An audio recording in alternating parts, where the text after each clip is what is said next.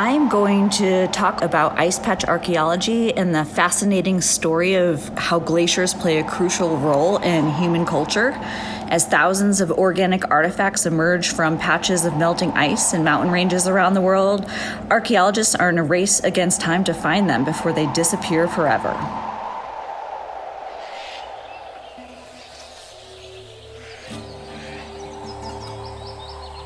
Welcome to The Trail Less Traveled, an adventure radio series and podcast dedicated to collecting stories and sounds from around the world in order to take you back to mankind's earliest form of entertainment, storytelling. Missoula, Montana is a mecca for outdoor enthusiasts, and each week we will bring you tales of adventure from both near and far, as well as information and inspiration and a few tunes to set the mood. You can subscribe to the podcast and learn about our international outreach projects at traillesstraveled.net. And now, here's your host, International Expedition Guide, Conservationist, and Yogi, Mandela.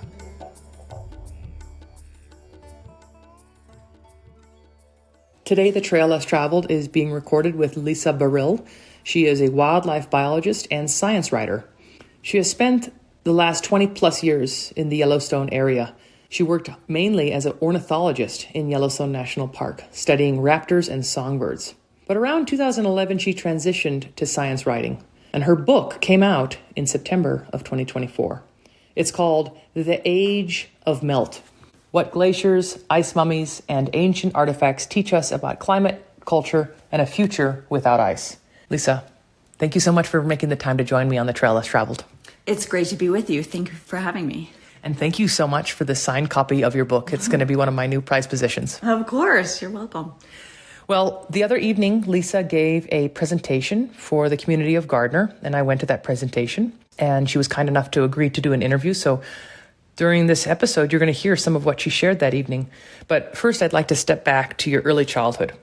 So my first question for you is, where did you grow up, and how was adventure a part of your childhood? I grew up in Meriden, Connecticut, on the east coast, northeast coast of the United States. And while I grew up in a suburban area, my family was really into outdoor adventure. And, we weren't doing major hikes or backpacking trips, but we were a car camping family. And so every year during July, we would head up to Hammonasset Beach State Park, which is only about 45 minutes from where I grew up. And we would spend the whole week camping. And it was this giant campground that we could bring our bicycles to. And my sister and I would ride around the whole campground. It was nice and flat, and just feeling the wind in our hair and the salt breeze from the ocean. And then we would head to the beach and just play there all day. So it was just, I have a lot of really fond memories of that campground and that camping experience with my family. Sometimes even my grandparents would come, and they had a little pull-behind trailer that they would camp in, which was just so fun to share that memory with them. And we'd all sit around in the evenings around a campfire, toasting marshmallows, making s'mores, and playing I Spy with my little eye. And it was just a really happy childhood of doing outdoor things like that. We would hike the trails near where I grew up, Sleeping Giant State Park and other state parks. And we also spent a lot of time in southern Maine, and a lot of time just by the ocean. I think just being in Connecticut on the coast, it was kind of like the place to go vacation. So I always thought I would wind up living on the coast. But now here I'm living in the mountains in the greater Yellowstone area, far from an ocean, but I couldn't imagine being anywhere else. Lisa, for those listening, can you describe where we are right now? Gardner, Montana, the north entrance to Yellowstone. But paint the picture with words. We're not outside right now because it's cold and windy. Yes, it's a blustery, rainy, sleety day in Yellowstone, which is very unusual for this time of year. Early February, it should be really cold and filled with snow. And instead, we have super warm temperatures, and oftentimes along with that comes wind, and things are just melting. But we are at the north entrance of Yellowstone National Park, just outside the Roosevelt Arch, And in the town of Gardner, Montana, it's this small little mountain town just right outside the park. And it's a very special place to be. Now, Lisa, your book, The Age of Melt, came out in 2024. And you made this transition from working as an ornithologist in Yellowstone to a science writer in around 2011. Can we talk about the raptors and the songbirds of Yellowstone National Park before we dive into the Age of Melt? Sure. Yes. Well, I've always wanted to be a wildlife biologist. Growing up, I watched a lot of Discovery Channel shows. National Geographic magazine was just a staple subscription in our household. I devoured every issue. I may even have boxes of old National Geographic issues at my parents' house still. And so I always knew that I wanted to work outside and work with animals. And I got into birds because there's just a huge network of ornithology jobs, of songbird work, of raptor work all over the country and beyond. And you can skip around and do all of these seasonal jobs, which really appealed to me because one, I would be working outside with animals, but I'd also get to visit a lot of different places. So I spent 5 years after I graduated with my bachelor's degree just doing just that. I traveled around to different jobs. I worked for 5 years as a seasonal ornithologist in Alabama, Georgia, Hawaii, Connecticut, Massachusetts, California, a couple of different times. And then finally, at the end of that stint, I wound up taking a seasonal job here in Yellowstone National Park, studying the songbird response to all of these willows, this riparian vegetation that grows along rivers and streams in the park. It's a very important plant species to browsing elk and other wildlife, beavers. And I studied songbird response to willow growth in the northern range of Yellowstone National Park. And I ended up doing my master's degree studying birds in the park. And I just found it was so fascinating. And the ornithologist who took over the bird program in 2008 invited me to stay, and I couldn't say no. So I studied birds in Yellowstone for the next 8 years. Let's dive in. What raptors and songbirds are in Yellowstone, and what have you learned from them? Yeah, there are a number of raptors in Yellowstone. I first started studying bald eagles and osprey, and there's this really tight connection between bald eagles and especially osprey with the fish community. Osprey are obligate piscivores, which means that they only eat fish. And so they rely on healthy fish communities in order to survive and stay here. Well, Yellowstone Lake has introduced lake trout, and lake trout can grow exceptionally large. And they also inhabit some of the deeper portions of Yellowstone Lake. And osprey they don't dive for their prey. They plunge into it with their talons. And so they're just really foraging in that first 4 feet of the water column. And so if fish aren't in that water column, then they have nothing to eat. And so lake trout were introduced. They were eating all of the native fish in the lake and really collapsing the ecosystem. So the fisheries program has dedicated many, many years to removing lake trout, to bolstering the native cutthroat trout population, which has helped the bird community in turn to increase in numbers. So we were seeing a huge dive of nesting bald eagles and ospreys, particularly around the lake because of the lake trout issue. But since lake trout have been suppressed enough that cutthroat trout have come back, we're starting to see those numbers increase. But I also studied other birds like peregrine falcons, which were formerly endangered species. They're removed from the endangered species list now for a lot of really good conservation work that's been done throughout the country and the world. And they're probably my favorite bird in the whole park to study. Me too. Yes. Yeah. So peregrine falcons nest on cliffs, on mountain cliffs in these little crevices. And so you spend a lot of time watching these mountains for soaring peregrine falcons and then looking over my shoulder for bears at the same time. But, I used to hear them calling in my sleep. Like the peregrines have a really specific identifiable voice. And so, yeah, we would just hear them all day long as we were thinking about peregrines, as we were watching peregrines and trying to find out where they nest, how many young they have, whether they were successfully fledging young or not. And I would dream about them and just hear peregrines wailing in my sleep. So, yeah. Wow. Lisa, this might be a little bit of a loaded question, but I just have to ask if you've looked into the connection between wolf reintroduction and the return of willows, songbirds, and eagles, as well as beavers. Yeah, that's a great question. So my master's work did touch on that. It wasn't directly related, but I wrote quite a lot about that and did quite a lot of research on seeing whether this landscape of fear, whether wolves, the reintroduction of wolves, were keeping elk and other browsers, those animals that eat woody vegetation, out of these riparian areas. Because as these willows grow tall and dense, they might not be able to see predators as well as they would if willows were short and heavily browsed. And so I don't know. I think that could have definitely played a part in willow growth with the reintroduction of wolves, but I don't think it's the whole story. I think beavers are also really important to riparian health and ecosystems. And when they were reintroduced to the northern part of the park on the Forest Service, in the 1990s, they migrated down through the park and then started living and colonizing these riparian areas and building them up again. I mean, these willows really need beavers in order to grow healthy. Wow. I love it.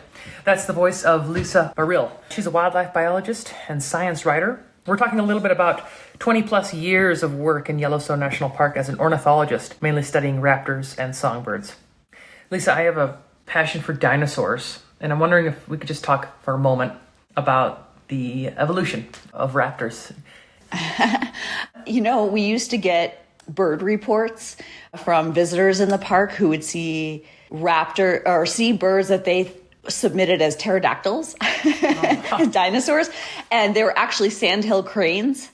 And I could see why people would think that they're dinosaurs, because these animals really do sound and look like prehistoric animals. And birds have been around for a really long time, and they have their lineage does go back all the way to the dinosaurs, and you could consider them dinosaurs. Lisa, your book is sitting on the table next to me. Beautiful cover. Really enjoyed your presentation at the Gardner Track Center. As I look at the book and the cover, it says, "What glaciers, ice mummies, and ancient artifacts teach us about climate, culture, and a future without ice." I'd like to sit back now and hear about your book and some of the information that you unfolded for the community when I first arrived a couple days ago. But can we start by just describing what's on the cover? Yeah, of course. So I love the cover of this book. It is a early 1900s photograph of the Victorian era men and women who are traveling across a glacier in France, in Chamonix, France. It's called the Mer de Glace, which translates to Sea of Ice. And all of these people are wearing, the traditional garb of the day. The women are wearing large hoop skirts and hats, and they're walking with canes and just completely inappropriate clothing for walking on a glacier, but that's what they had at the time, and so that's what they used. And what speaks to me about this cover and this photo is that, this was right around the time when people started visiting the Alps and visiting the glaciers in the Alps to, enjoy the beauty of it. Because beforehand, nobody really visited the Alps. There were people living there. They were farming in these alpine communities. But as far as outsiders go, people weren't really visiting because they were largely fearful of these glaciers and of the mountains and of the spirits that they thought might inhabit the glaciers and the mountains. And there was a lot of superstition, including from the locals. And so this really kicks off the European tourism of mountains and ice as we know it today. All right, let's jump right in. In your presentation the other night at the Track Center here in Gardner, Montana, where did we start? Yeah, I started talking about an archaeologist who is based out of Bozeman, which is just north of Yellowstone Park, northwest. And he is now an ice patch archaeologist who studies artifacts that are melting out of these bodies of ice patches in the mountains in the greater Yellowstone area. And this is back, I think, in 2007 or 2008. And he had been working on ice patch projects for a number of years at this point. And he was out alone by himself on the border of Montana and Wyoming and walking along a large patch of ice above a lake.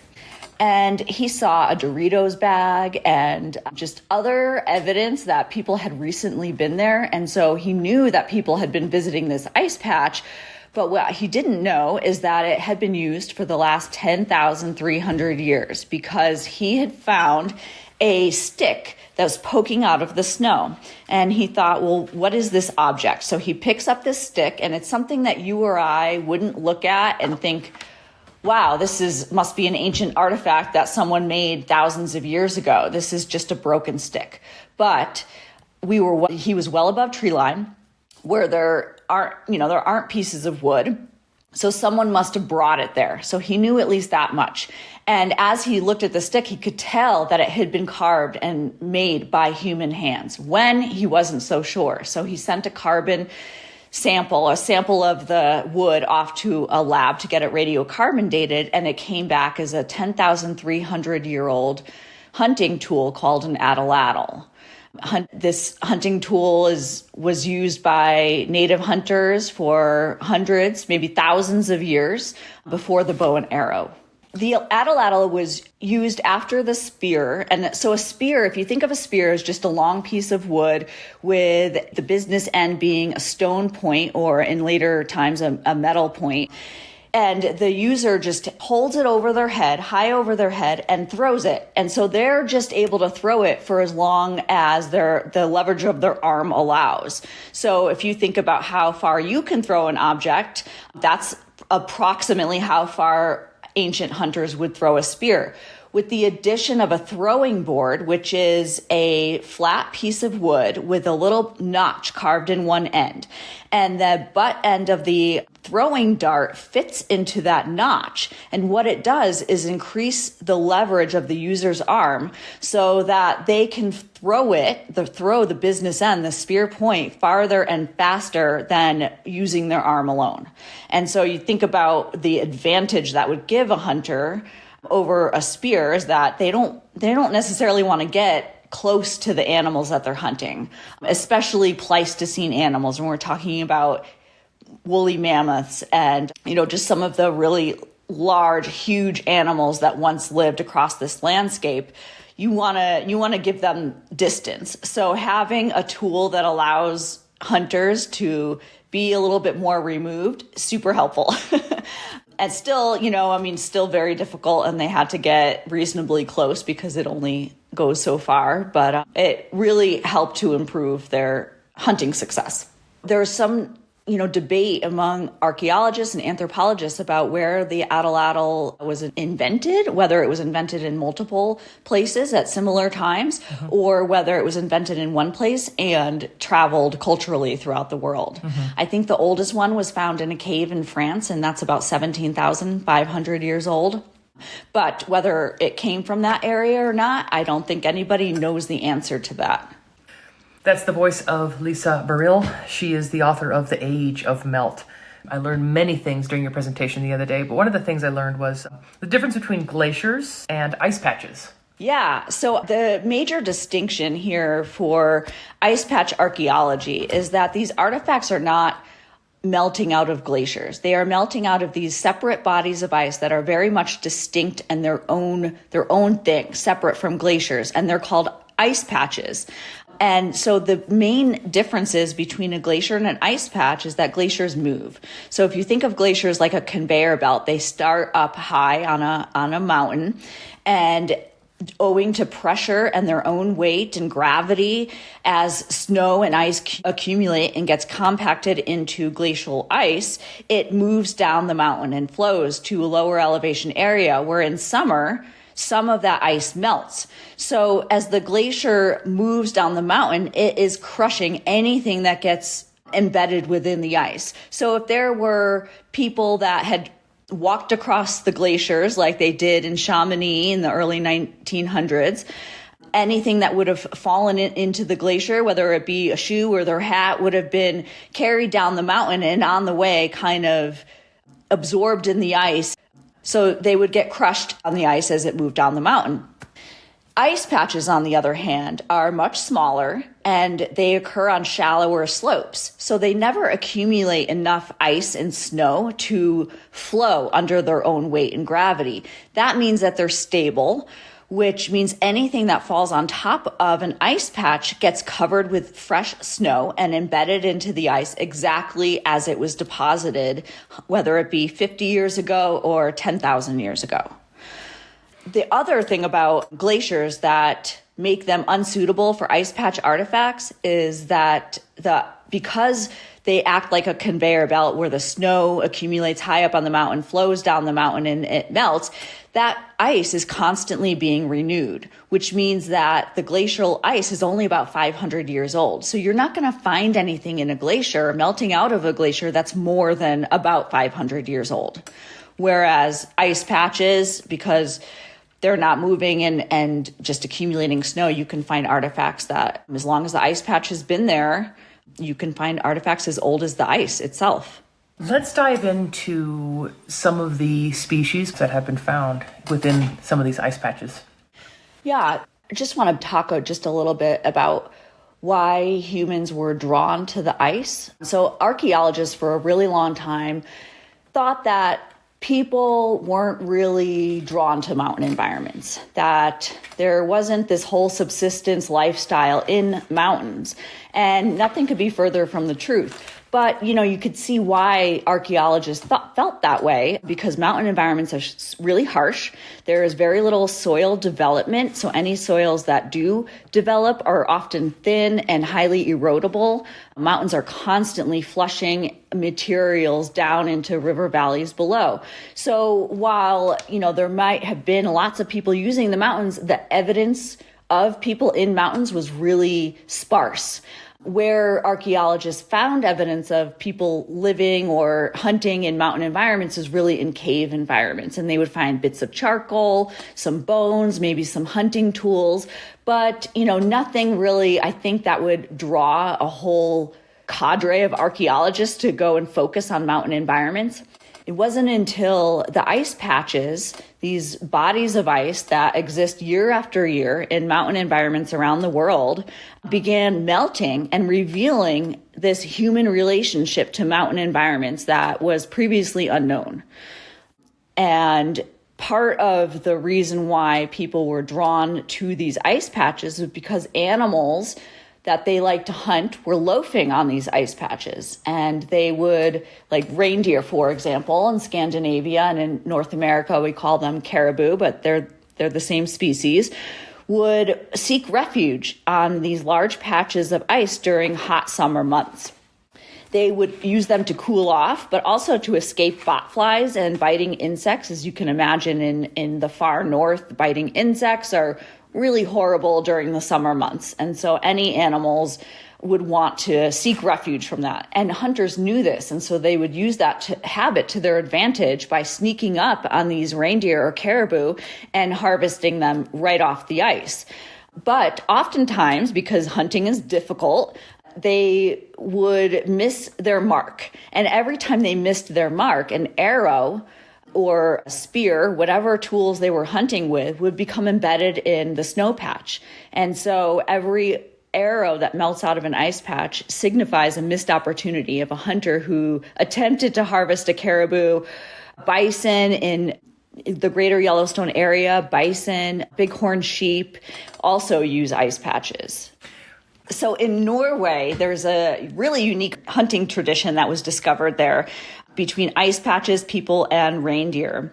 And it was about in the early 2000s, everything was melting at that point. Ice patches around the world were just really receding very rapidly, and it was no different in Norway. And an archaeologist, an amateur archaeologist, had come across this strange stick that had melted out of an ice patch. And they were about 3 feet tall. And at the end of them, they have a wooden flap or piece of fabric that they would tie to the end of it.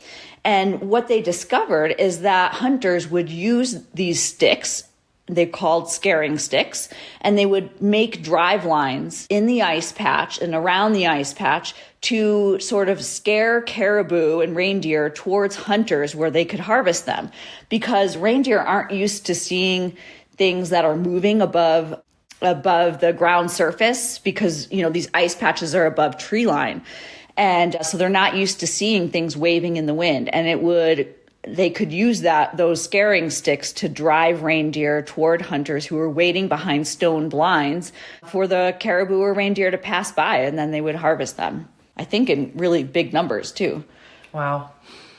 Now, Lisa, I know for me, when I think about creatures that are becoming unearthed as the ice melts, I often think of some of the larger mammals from the Pleistocene era, like mammoths. But we talked about some humans, some Homo sapiens that were unearthed as well. So if it feels like a natural transition, can we talk about some of those findings? Yeah, absolutely. You know, a lot of the materials that have been found out of these ice patches are organic, and they are things that normally decay. They're bird feathers, they are arrows, other pieces of wood, they're clothing, leather shoes, grass capes, hats made out of bear skin. And I think, you know, it's important not to lose sight that those things were made by people and that there's a story behind them. Those were someone's belongings and objects. And normally archaeologists don't get to look at those things that normally decay over time, because they tend to, well, they wither and they're just not available in the archaeological record. So ice and snow has kept them in this sort of state of suspended animation for hundreds or thousands of years. And nothing ties these artifacts to a person more than finding the person who they belong to. And that happened in the late 1990s in the northeast corner of British Columbia in a national park, where a couple of hunters who were busy harvesting sheep had stumbled upon the belongings and body of a man who had met his end on a glacier. This is one of those rare instances where a body was preserved in a glacier 250 years ago. So at the tail end of a period called the Little Ice Age, when the climate was very snowy, it was very cold, the glaciers were expanding, and this person had met his end, and he had maybe fallen into a crevasse. Nobody knows how he died, but his name is Kwade Donsa-Inchi, and it translates to long ago person found in the Champaign and Asiak native language. And he was found on their traditional lands. And so when this body was discovered, the Champaign and Asiak First Nations had just argued successfully for all the naming rights to the Tatshenshini Alsek Park. They were able to negotiate for the removal of wilderness for the park name, because their ancestors had been there since time immemorial. And they were also able to negotiate co-management rights of the park with the British Columbia government. And this was huge, because otherwise, if this body had been found and British Columbia government was responsible for it entirely, they might have not had as much say in what happened to his remains, how he was studied, or if he was studied at all. And what they were able to do, because of these negotiations and these treaty agreements, they were able to take complete control of long ago person found. And they themselves decided who got to study him and what aspects they wanted to study about him. And one of those things is, who was he? Where did he come from? Was he part of the coastal Tlingit tribes, or was he an interior person? Who, could they, because he was only 250 years old, could they, through their oral traditions, identify which family or clan he belonged to? And so they agreed to have scientists submit proposals to study him for a period of 2 years. And scientists from all over the world studied various aspects of him and were able to piece together his last 3 days of life, from where he was likely born, but also later in life to how he met his end, or where he met his end, and his travels in the last 36 hours So it's a really remarkable story. And at the end of the period where they were, scientists were allowed to study this body and his belongings, the Champaign and Asiak First Nations government decided they were going to cremate him and bury him in this beautifully carved box and have a ceremony with a lot of the people who were initially involved with this project to fly him out and bring him back to the place where he was found so he could be laid to rest.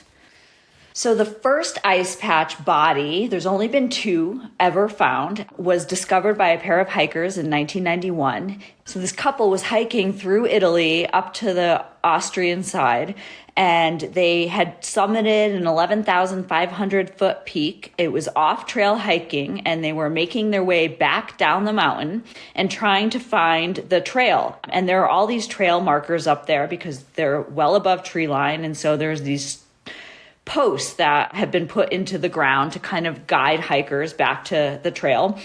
And they thought they had spotted one. And as they approached it and got closer, they realized that they weren't looking at a marker. They were looking at the torso of a human that was half buried in the ice. And this couple was a little bit disturbed by it, but they had told the local mountain rescue teams, and they had formed a team to go up and extract the body. There had been 5 other bodies that summer that had been found in the ice, all much younger and from more recent times. And when they brought this body down, the local undertaker, when he started to look at it and work on it and try to figure out cause of death, he noticed that this man had been wearing leather shoes that were stuffed with grass. He had been wearing trousers that were torn to shreds, but they were made of leather. He had a stone dagger and a strange looking axe, and just items in clothing that just didn't look like they were from the modern era. So he called the local archaeologist at the university where he worked to come and take a look. And as soon as the archaeologist saw this man's belongings, he knew that it was an ancient person from long ago. And he estimated that this person was about 4,000 years old. But when they sent off samples of his clothing and body to get radiocarbon dated, they discovered that he was actually 5,300 years old from the tail end of the Neolithic period. So all of these ice patch artifacts, this whole field of ice patch archaeology has come about because of our climate crisis. The temperatures are rising.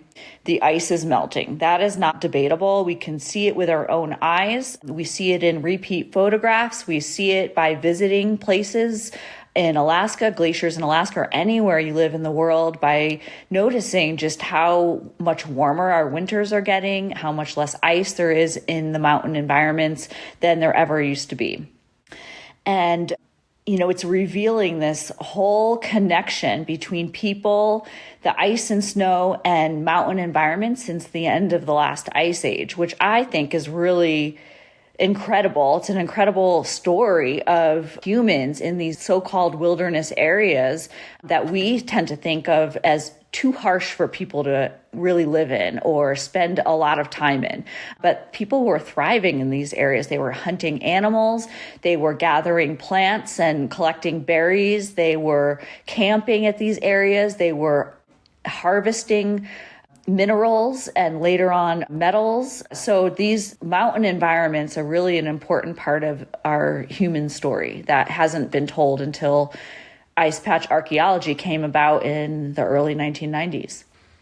Lisa, can you give us an idea regarding what the Earth may look like when the ice is gone? Yeah, so right now we are slated to lose half of all of our mid-latitude glaciers in the world. So those glaciers that occur in the Alps, that occur in the Northern Rockies, that occur in New Zealand. Just given the amount of carbon that we've put into the atmosphere, we've already sort of baked in this disappearance of half of the world's glaciers. If we were to continue on our current path, even more glaciers will disappear. And of course, we can't forget about the polar ice caps and how much they are currently melting and will continue to melt if we don't start to draw down the amount of carbon that we put in our atmosphere. And what this means is that the world is warm. If there's no ice in the world, it means that it's exceptionally hot. And that's really bad for humans because we have evolved to live within a really narrow range of temperatures. Not only are humans adapted to live in a narrow range of temperatures, but a lot of the crops we grow and rely on for food are also adapted to live within a narrow range of temperatures. And we're starting to go above and beyond that threshold. Humans, if it gets too hot, we've seen this happen with heat waves where a lot of people suffer. People die during heat waves. It's not just the young and the old or infirm. It's humans just won't be able to tolerate it because our bodies really just need to cool off. So we are heading towards an unlivable world if we were to lose all of our ice. Lisa, you said a very important phrase, baked in. And I want to come back to that because often when talking about climate change with people who are skeptical, I hear this phrase, the climate's always been changing, which is true. But, we've baked in this carbon, so it actually will really affect things. Can you dive a little bit more into that? Okay, so I'm going to address the climate has always been changing because I get that a lot. I get that question a lot. The climate has always been changing, so why should we care about the current climate changing? And the answer to that is, yeah, we have been through some crazy fluctuations in temperature and snowfall in the past. We've lived through ice ages. We lived through warmer periods. But what you can see from these temperature records that scientists have collected from deep sea sediments, from ice cores, from other ways that climate scientists can get a record of the Earth's atmosphere in the past, is that we've had these lots of ups and downs, but the current level of carbon dioxide and temperature rise is completely unprecedented in human history. We've never seen the rise in temperatures that we are seeing now. And it might seem just like, a few degrees is not that big a deal. But if you think about global averages, it ends up being a huge deal. Lisa, would you say that humans and other species are unable to evolve fast enough to keep up with the rise in temperatures? Yeah, that's correct. There's no way we can evolve fast enough to keep up with rising temperatures. And even with migration, there's no way that animals can keep up with even just moving north or even moving into more mountainous environments. There's a lot of space in between that's completely uninhabitable for a lot of the animals that depend on cold environments. That is the voice of Lisa Baril. She's the author of The Age of Melt: What Glaciers, Ice Mummies, and Ancient Artifacts Teach Us About Climate, Culture, and a Future Without Ice. Lisa, I'd like to shift the conversation now to a word that you said, wilderness. I just want to talk about wilderness and the idea of respecting the fact that people have been on these landscapes for thousands of years. So the Wilderness Act of 1964 was incredibly important in setting aside vast tracts of land where we could just let animals and the plants that live there kind of do their own thing. And so we've had, a lot of success with the Wilderness Act, but there are a couple of things that I think are problematic with it. And one is that the Wilderness Act says that these places are untrammeled by man. And that's just not true because people in North America and all over the world have been living in these so-called wilderness areas since the beginning of time. We never made the distinction between what was wilderness and what was just our environment until industrialization.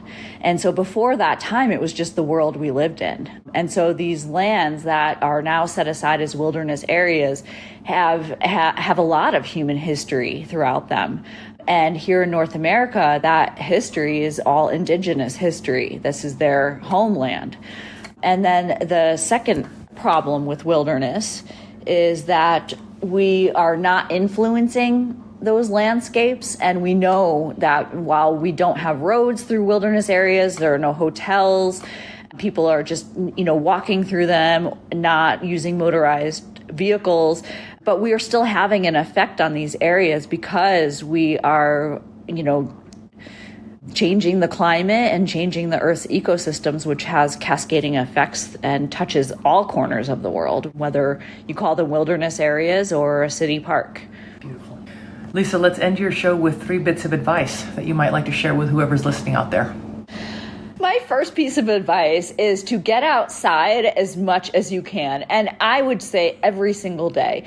And whether that is just walking your dog, or if you don't have a dog, maybe you should get one, or just, taking a walk with a family member, or even just by yourself, because being outside is a huge, huge part of my life, and I have found it to be a big stress reliever and just enjoyable to watch nature, and you don't have to find wilderness areas. It can be even in your own neighborhood or even in your own backyard. Lisa, thank you so much for your time and energy joining me on the Trail Less Traveled. Thank you very much for having me. It was a pleasure. I really appreciate the signed copy of your book that you gifted me today. Of course. My name is Lisa Ballard. I'm on the board of the Montana Wildlife Federation, the oldest conservation organization in Montana, dating back to 1936. Since our start, we've joined with landowners and other partners to conserve our wildlife resources, maintain healthy wildlife habitat, and public access to it. My conservation tip is about how to lessen the amount of microplastics we each add to the environment. Microplastics, or nanoplastics, are everywhere and in every living thing on Earth, including you and me.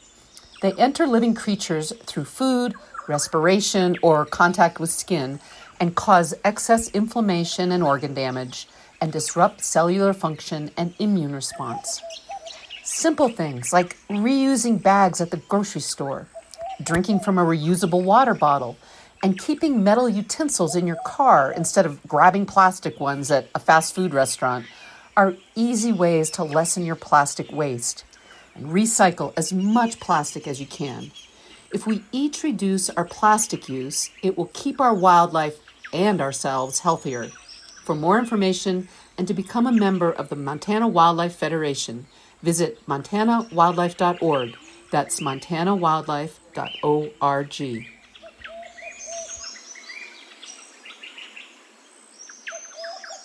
That's it for this week's adventure, my friends in Missoula and around the world. But until next week, please remember, conservation is not a spectator sport. Living in Missoula is a privilege. With privilege comes responsibility. Please get educated and engaged. Speak up on behalf of wildlife and wild places. And if you think you're too small to make a difference, well, then you've never spent the night with a mosquito.